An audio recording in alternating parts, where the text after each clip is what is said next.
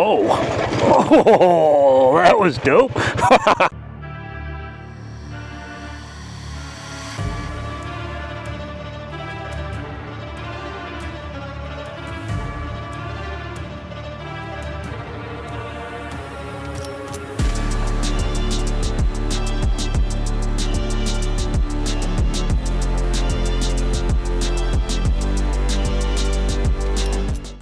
Hello, D-Rock here. Welcome to the channel. I hope you all are well. So what you just saw at the beginning of this video was a little wipeout I had on the 300L on my last ride out in the desert. I was able to get off the bike, pick it back up pretty quickly, and get back on the track. Now, I wanted to make a brief video in regards to weight. Weight absolutely matters. And this video is kind of geared toward probably a newer rider considering a motorcycle, a dual sport motorcycle, and also someone that likes to ride solo, especially solo in the backcountry, which is something I like to do. I really enjoy getting deep in the desert, or the mountains for that matter, by myself. It's what I like to do. I don't get into anything really too crazy. However, things can go sideways, and they do. One thing that you need to really be considerate of with a motorcycle out in the backcountry is weight. So I get this question fairly often since I own multiple dual sport motorcycles. I have a 300L, an XT250, and a DR650.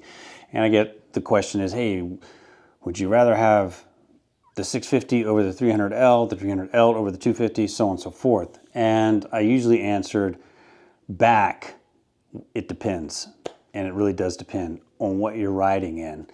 And the main consideration is what I try to make people understand when I answer those questions, especially a lot of them are newer riders, is you're going to have to deal with the weight of the bike one way or the other. So to give you some examples of that, what I mean is, first example is whatever bike you're riding, if you're intending to take it off-road, you need to think about things when you lay that bike down, and you're going to lay it down. So take for an example, the 300L. I think stock, nothing on the bike, I think it's 309 pounds.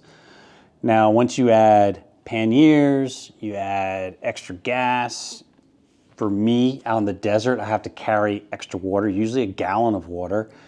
You need to carry all of your tools that you need to work on the bike. For example, if you have to fix a flat or something of that nature. And if you add armor to a bike and all these things, this all adds weight to the bike. So that 309 pounds in its stock form, the bike's generally not gonna end up, it's gonna end up, in some cases, significantly heavier. So thinking about that. Also, one other thing to add to that is more than likely, when you're riding, you're gonna have, full protective riding gear on. Well, I hope so anyway. So that also can get tough when dealing with the weight of a motorcycle if you're constantly having to lift a bike up. So that being said, once you get your bike off-road, deep into whatever backcountry scenario you possibly ride in, considering your terrain, a lot of the times your bike's just not going to drop on nice, even, flat ground. It's going to be up slopes, up hills, going down hills. You're going to go off-road into ditches. You need to consider all these things. So I had a ride a couple years back. I did a video on it on the 300L, deep into the desert. And I will link that in the description, by the way, the video for that ride. I ended up having to pick this bike up probably close to 20 times. It was an insane day. And I get to the point where I was so exhausted, I didn't even know if I could get this bike up towards the end of the day when I was trying to get out of the desert.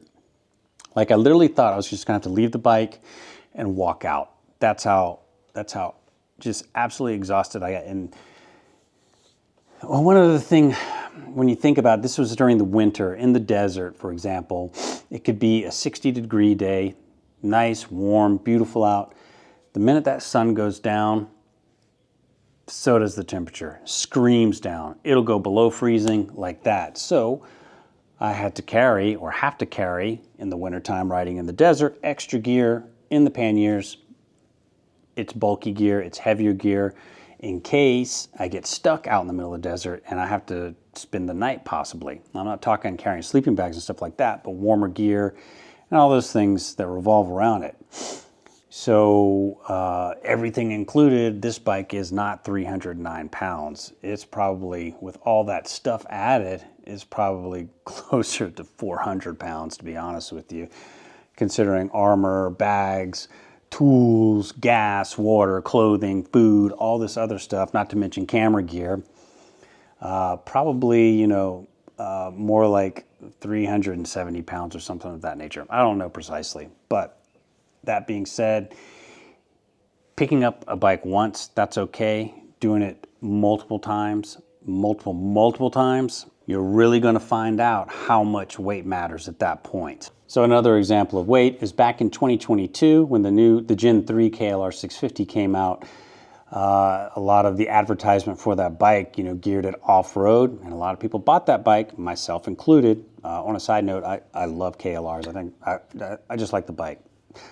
A lot of people bought the new KLR, and a lot of people took that bike off-road, and then they dropped the bike, and they had to pick it up, and that changed a lot of things. And those KLRs, you can get them for great prices now in the used market. Yeah, people got rid of those KLRs pretty quick. It's a big bike. It's advertised as a nice, you know, a really competent off-road bike, and it is to a degree, unless you're a solo rider out in the backcountry, you drop that thing in a ditch, you ain't getting it out, man.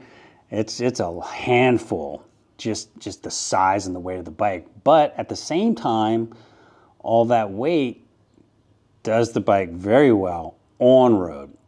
So that's just kind of segue into the other part where I'm talking about weight and your decision with a motorcycle.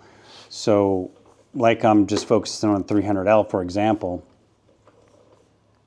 this is one of the bikes that I like to go when I'm doing some exploration deep into the backcountry and I'm not sure what I'm going to get into. Because it's a lighter bike, I know through experience that I can continually pick this bike up with gear on the bike many times. I can usually get it out of dire situations like technical terrains that I'm stuck in or something like that. And by getting it out, I mean picking the bike up and getting it out of that terrain. With a heavier bike such as a KLR 650, even a DR 650, it becomes increasingly difficult with that extra weight if you're a solo rider or even a new rider and you're not accustomed to picking up motorcycles or you're a smaller person. So what I'm getting at with the weight is with the KLR, for example, the extra weight really works well on the road because it's a very stable bike. And another example of that would be the Himalayan 411. I don't have any experience with the 450, but that bike's about 450 pounds. It's very low to the ground. It's got a nice center of gravity, very stable, like on highways, and especially, I was amazed at how stable it was on the interstate with semis passing me. Not a problem. The 300L, pretty stable on highways. You get into some winds. I'm always riding in high winds out here, open, lots of open country in the desert. But on the interstate, I get tossed around like a potato chip on this bike. Extrapolate that, like the XT250, it's even 20 pounds lighter. Doesn't sound like much, but it is. You put that on the interstate, and it is no bueno. Now you take the DR650, which weighs my DR650. I've kind of built it out to basically be a small KLR. It's probably around the over 400 pound mark. Pretty stable on the interstate. I get some blowback from the semis, but nothing too bad. But this is just an example of the differences the weight does versus on-road and off-road. So when you're considering motorcycles, or if you're taking your bike deep into the backcountry, you're a solo rider, maybe you're a smaller person as well, weight matters across the board. And unfortunately, there's no perfect motorcycle that can accomplish on-road, off-road, both of those at the same time, if you know what I mean. So another example, this is my Suzuki DR650. This is a heavier bike than the 300L. In its stock form, I believe it's 365 pounds. The 300L is only 309 pounds in its stock form. I've done a lot of modification with my DR650. For example, I've pulled off the stock gas tank, added a much larger gas tank.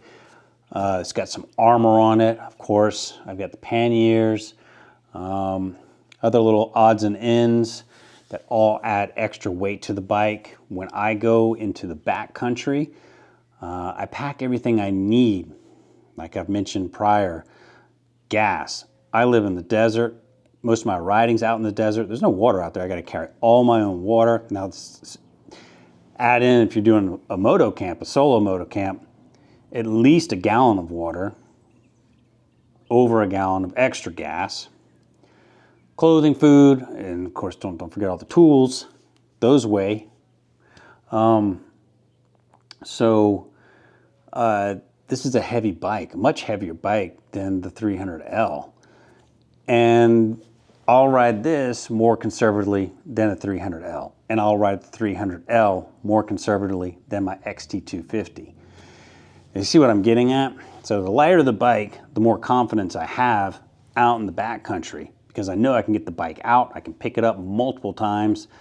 Therefore, I'm willing to take more risks, if you will, with the lighter bike.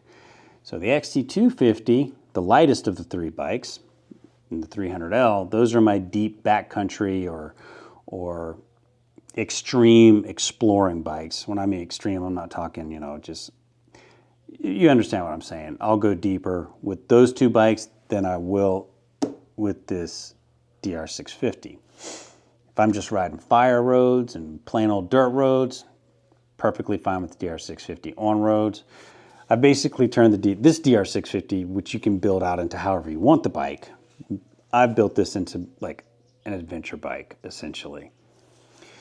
So when you're considering purchasing a motorcycle, you do need to be very aware of the weight of the bike and how it'll affect both on-road and off-road riding.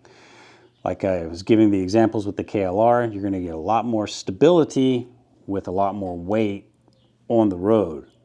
However, when you take that bike off-road and you're going to drop the bike, you may drop it multiple times, and it's more than likely not going to be on a nice level flat surface. So getting that bike back up, especially if you're a solo rider or a smaller person, can make or break you, literally. So that's basically it. When you're deciding what you're going to ride and how you're going to ride it, that's probably going to determine what motorcycle you're going to end up with in the long run. Luckily for me, I chose to have multiple bikes so I can go, well, if I'm going to go deep into the backcountry, I can take the XT250 for this trip I'm thinking about. Or if I'm going to ride down to Baja and just mainly stay on the road, maybe some dirt roads, I'll take the DR650. Things of that nature. And that's generally what I wanted to make this video about. Hopefully this all makes sense. So as always, thank you for watching. I got lots more content on the way. If you're new to the channel, consider subscribing. It is free, and it helps the channel tremendously. We'll see you next time. Stay safe out there. D-Rock out. Adios.